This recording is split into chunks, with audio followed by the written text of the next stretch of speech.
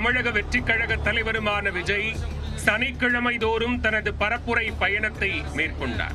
இதில் கடந்த 27ஆம் தேதி கரூரில் உள்ள வேலுச்சாமிபுரத்தில் தனது பிரச்சார பயணத்தில் ஈடுபட்டிருந்தார். அப்போது ஏற்பட்ட கூட்ட நெரிசலில் சிக்கி குழந்தைகள், பெண்கள் உட்பட 41 பேர் பரிதாபமாக உயிரிழந்தனர்.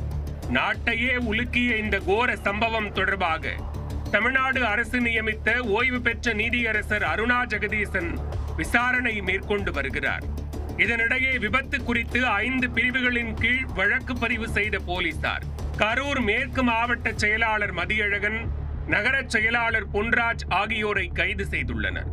மேலும் தாவேக பொதுச் செயலாளர் புசி ஆனந்த் மற்றும் இணை செயலாளர் நிர்மல்குமார் ஆகியோர் மீதும் வழக்கு பதிவு செய்யப்பட்டுள்ளது. இவர்கள் இருவரும் முன்ஜாமீன் கோரி உயர்நீதிமன்றத்தில் மனு தாக்கல் செய்துள்ளனர்.